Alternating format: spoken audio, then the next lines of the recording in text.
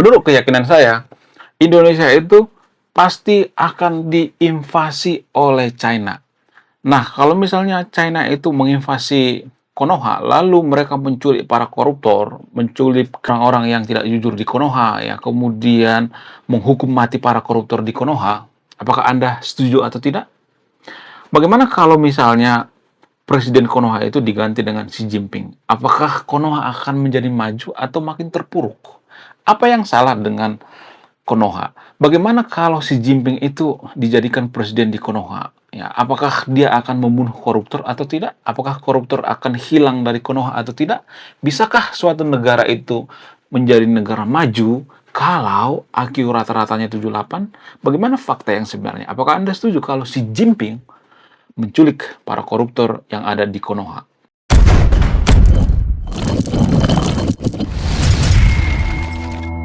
Kemarin lalu, seperti biasa saya bermimpi, guys. Sekarang ini saya sering bermimpi, guys. Mimpi saya itu Xi Jinping menginvasi Konoha. Lalu dia melakukan tindakan yang sangat-sangat luar biasa yang bikin warga Konoha terkejut ya. Dia melakukan strategi invasi seperti strategi yang dilakukan oleh Donald Trump menginvasi Venezuela, menculik presiden Venezuela. Jadi Xi Jinping menculik presiden Konoha. Katakanlah presiden Konoha saat ini bernama Presiden Omon-Omon.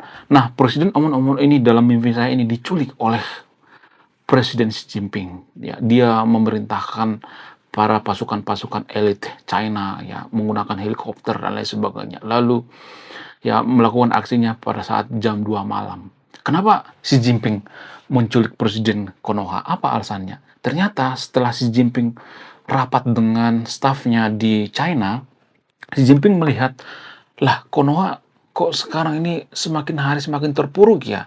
Kok warga Konoha itu masuk daftar negara paling miskin di dunia? 60% atau sekitar 171 juta warga Konoha itu masyarakat paling miskin di dunia. Bayangkan, Konoha itu nomor 2 paling miskin di dunia, guys.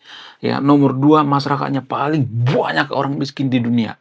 Nah, yang jadi pertanyaan, kenapa Xi Jinping melakukan tindakan senekat ini, menculik Presiden Omon-Omon? Apa alasannya? Karena dia melihat ternyata permasalahan di Konoha itu karena apa? Karena banyaknya koruptor. Ya, lalu apa hubungannya dengan penculikan presiden?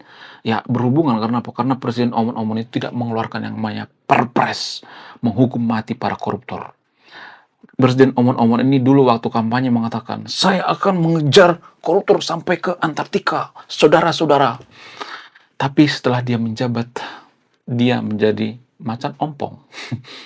Dia memaafkan koruptor. Sehingga Xi Jinping marah-marah. Apa-apaan ini? Presiden Omon-Omon ini harus disikat, harus diselesaikan.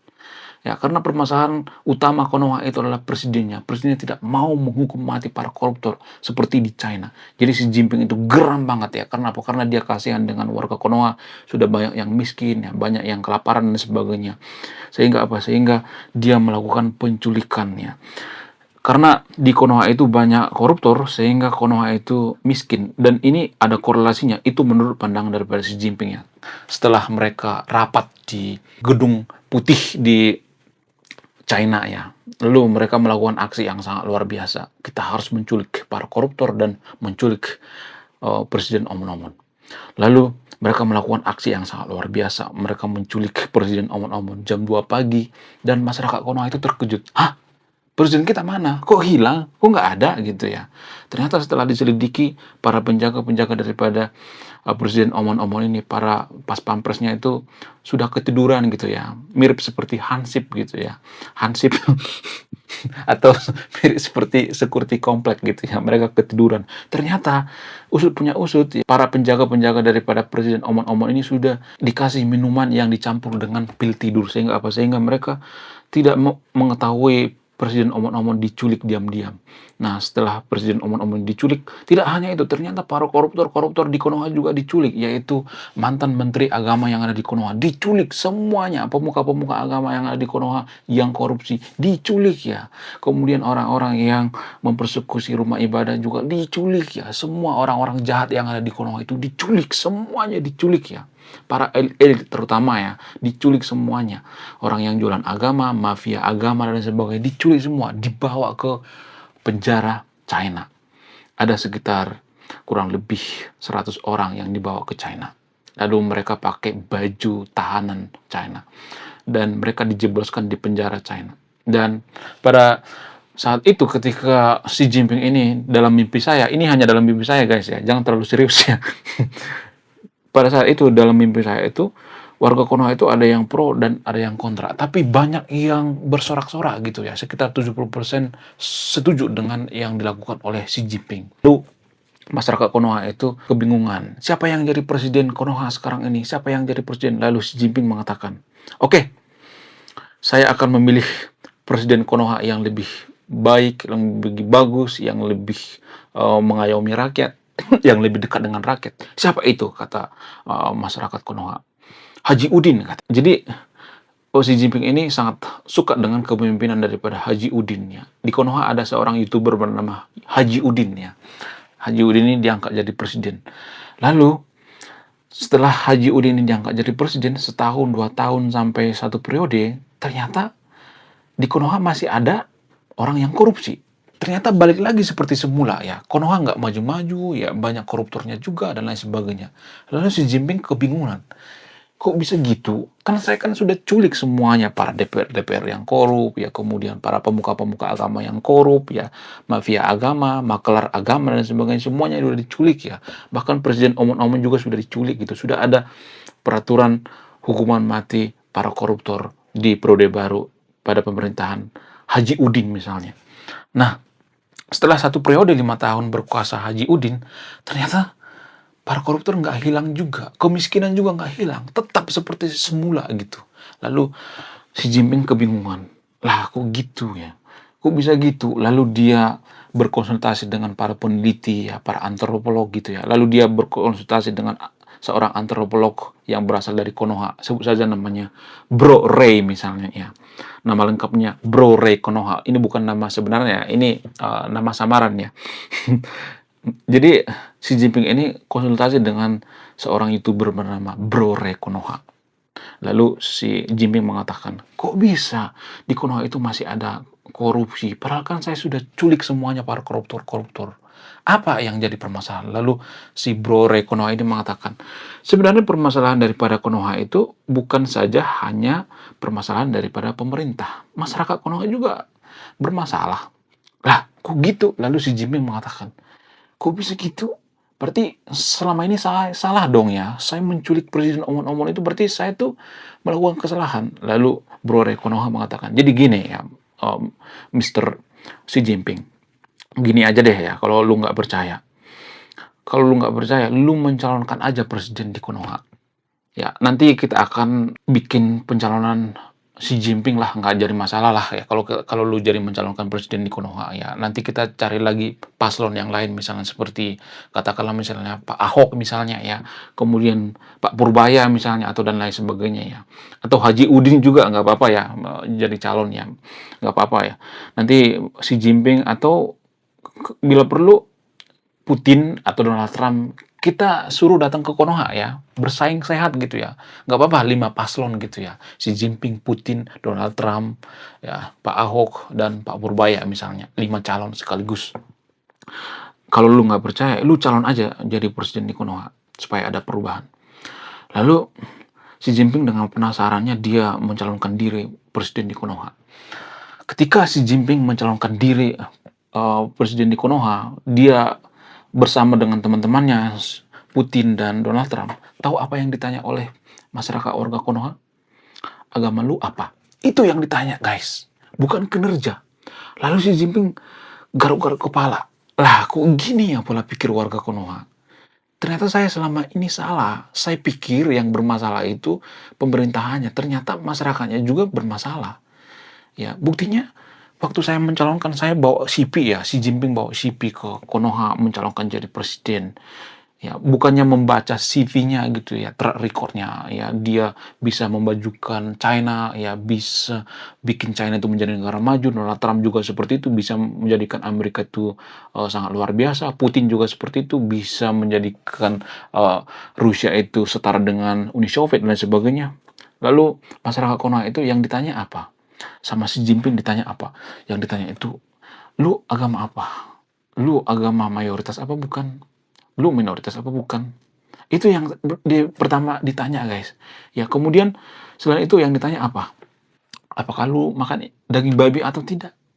Apakah lu makan daging haram atau tidak? Ya, kemudian selain itu yang ditanya apa? Ya, apakah lu NU apa Muhammadiyah gitu ya.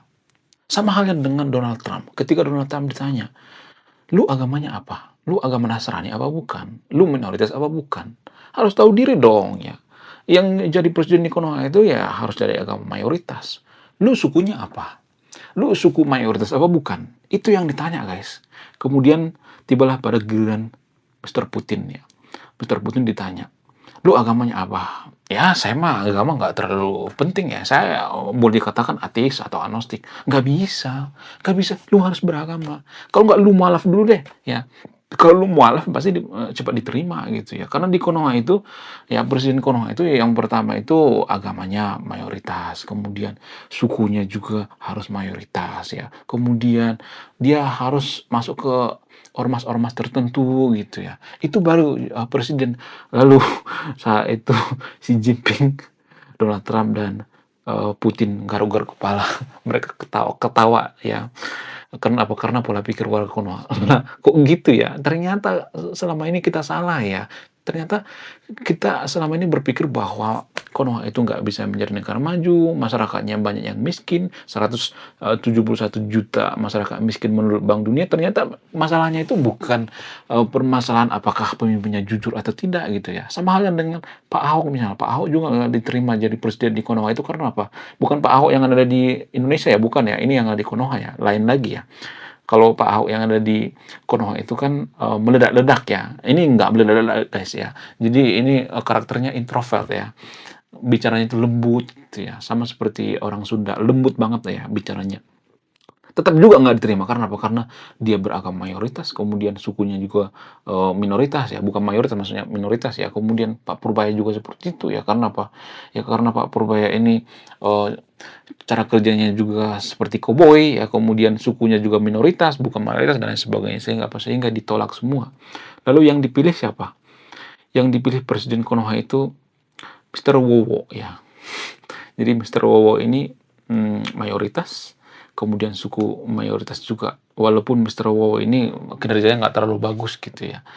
Ya, yang penting apa? Yang penting seiman gitu ya. Yang penting seagama. Lalu Xi Jinping penasaran, kok bisa gitu? Ya, kok bisa gitu? Kemudian saking penasarannya, Xi Jinping ini bertanya sama Bro Rei Konoha. Ternyata yang lu bilang itu benar, bro. Ternyata warga Konoha itu ya yang paling utama itu agama, bukan kinerja ternyata, bukan kejujuran ternyata, bukan integritas ternyata, tapi agama, suku ya, apakah mayoritas apa minoritas. Lalu Bro Rei Konoha itu tertawa terbahak-bahak ya. Gue bilang juga apa? Tertawa-tawa. Kakak, ya gitulah ya. Lalu Xi Jinping bertanya lagi sama Bro Rei Konoha. Lalu apa yang jadi permasalahan di Konoha ini? Kenapa warga Konoha itu selalu memilih pemimpin itu berdasarkan agamanya gitu? Apa alasannya? Lalu Bro Rei Konoha mengatakan, sebenarnya gini bro ya. Bro Rei Konoha ngomong sama Xi Jinping. Gini bro, alasan yang paling masuk akal itu karena dipengaruhi oleh agama itu sendiri. Ah, kok gitu? Emang agama itu mempengaruhi? Ya, ada kok ya dari agama itu kan ada suruhannya seperti itu, ada dalil-dalilnya, ada ayatnya gitu ya. Jadi masyarakat Konoha itu nggak salah gitu karena ada dalilnya gitu ya, ada tradisi dalam beragama. Lalu Mr. Xi Jinping ini ngomong, berarti yang salah itu agamanya apa bukan? Lalu Bro Rei Konoha mengatakan, saya tidak menyimpulkan, Anda yang menyimpulkan. Xi Jinping garuk-garuk kepala. Yang salah itu sebenarnya masyarakat Konoha atau agamanya, oknumnya, penganutnya apa agamanya. Lalu Bro Rei Konoha bertanya sama Xi Jinping, kalau ini oknum, kalau yang salah itu adalah orangnya, lalu kenapa ada dalilnya dalam agama tertentu di Konoha? Lalu Xi Jinping mengatakan, oh iya juga ya, berarti ini kan sebenarnya ada dalilnya ya, ada suruhannya berarti ya. Berarti yang salah itu bukan masyarakatnya dong ya, bukan oknum dong, berarti ini ada dalilnya. Berarti yang salah itu warga Konoha yang salah memilih agama mayoritas. Shh, jangan ngomong seperti itu, kata Bro Rei Konoha. Gak boleh ngomong seperti itu di Konoha. Lalu Xi Jinping ini bingung ya. Lah, kok gitu ya? Ternyata selama ini saya salah. Saya pikir pemerintah Konoha itu yang bermasalah, ternyata pola pikir masyarakatnya juga yang salah. Lalu Xi Jinping bertanya sama Bro Rey Konoha, apa solusinya? Bro Rey Konoha mengatakan, sebenarnya ini mustahil guys ya, mustahil kata Bro Rey Konoha. Ya, sebenarnya gini bro, kata Bro Rey Konoha terhadap Xi Jinping. Solusinya itu sebenarnya nggak ada yang instan. Solusinya itu ada, tapi apakah mau gitu ya? Apakah warga Konoha mau atau tidak? Lalu Bro Rey Konoha mengatakan, saya sebenarnya skeptis ya. Saya nggak yakin warga Konoha mau melakukan apa yang saya katakan, kata Bro Rey Konoha. Solusinya adalah sebenarnya untuk menjadikan Konoha itu menjadi negara maju itu butuh waktu satu generasi. Satu generasi itu sekitar 20-30 tahun ya. Ya, jadi mulai dari anak kecil ya, kita mengajarkan anak kecil itu memilih pemimpin itu harus berdasarkan kinerja. Kesampingkan dulu deh agama gitu ya. Itu hanya di Konoha ya, saya tidak memaksa ya. Ini menurut keyakinan saya guys ya, saya tidak memaksa yang nonton videonya. Dan ini saya juga ngobrol sama Xi Jinping ya, dan ini juga ada di mimpi saya guys, jangan terlalu serius ya. Jadi yang pertama itu, anak kecil itu harus didoktrin dari kecil. Memilih pemimpin itu nggak boleh berdasarkan agama, nggak boleh berdasarkan suku, tapi berdasarkan integritas, track record, kejujuran. Itu yang paling utama. Nah, yang jadi pertanyaan, apakah kita mau atau tidak? Itu yang jadi permasalahannya. Kemudian yang kedua itu, memilih pemimpin itu nggak boleh asal-asalan. Karena apa? Karena yang memilih koruptor-koruptor yang ada di Konoha itu kan masyarakat juga kan. Memilih kepala daerah itu kan masyarakat juga kan. Memilih bupati, gubernur yang korup itu, ya DPR yang korup juga. Kemudian memilih presiden, ya presiden salah memilih menteri itu kesalahan masyarakat juga. Kenapa memilih presiden yang memilih menterinya korup ya kan? Itu sebenarnya kesalahan dari masyarakat juga. Jadi ini semua permasalahannya ada di masyarakat, pola pikir masyarakat. Pola pikir masyarakat warga Konoha itu memilih pemimpin itu ya harus pertama ya agamanya dulu gitu ya. Jadi ini sangat susah sekali diberantas. Kita bisa menjadi negara maju, tapi butuh waktu 30 tahun, satu generasi. Tapi harus ekstrim ya. Nggak boleh memilih pemimpin itu berdasarkan rekomendasi agama, nggak boleh. Kemudian harus memisahkan antara agama dengan negara. Karena apa? Karena seringkali pemuka-pemuka agama di Konoha itu merekomendasikan pemimpin itu berdasarkan kedekatan, bukan berdasarkan kinerja, bukan berdasarkan kejujuran, berdasarkan uang sogok. Ya, mereka kong-kali-kong di bawah meja, kita nggak tahu kan. Sementara warga Konoha itu masih menuhankan pemuka agama. Jadi pola pikir seperti ini kalau bisa dirubah, bisa menjadi negara maju ya. Nggak ada yang instan guys. Nah, yang jadi pertanyaan, apakah kita mau bayar harga untuk menjadi negara maju? Untuk menjadi negara maju, ada harga yang harus dibayar. Semua negara maju yang ada di dunia ini, ada harga yang harus dibayar. China, apa yang mereka bayar? Mereka awalnya menuhankan yang namanya komunis. Ya, setelah mereka tidak menuhankan komunis, mereka punya prinsip yang penting kucing bisa nyari tikus. Nggak peduli kucingnya warga merah, orange, dan sebagainya. Yang penting bisa nyari tikus. Itu artinya mereka terbuka dengan sekularisme, mereka terbuka dengan yang namanya liberalisme dan sebagainya. Rata-rata negara maju itu ya tidak menuhankan ideologi. Rata-rata negara maju itu ya mereka berani rela membayar harga untuk menjadi kemajuan suatu bangsa. Seperti Singapura misalnya. Singapura itu ya sangat disiplin, nggak boleh buang sampah sembarangan, ada dendanya. Apakah kita mau seperti itu? Saya rasa nggak mau ya. Jadi artinya lupakan ya Konoha menjadi negara maju kalau kita tidak mau membayar harganya. Apakah kita mau memilih pemimpin tidak berdasarkan agama? Itu harga yang harus dibayar. Apakah Anda yang nonton video ini mau memilih pemimpin kalau pemimpin tersebut tidak peduli dengan agama seperti Xi Jinping? Itu yang harus kita jawab bersama-sama. Oke? Silakan tulis komentar Anda di kolom komentar ya. Saya akan bahas di next video apa yang perlu saya bahas seputar kemajuan Konoha. Oke, sekian video ini. Terima kasih sudah memahami. Terima kasih sudah mendengarkan mimpi saya yang ngawur. Salam kaum intelektual.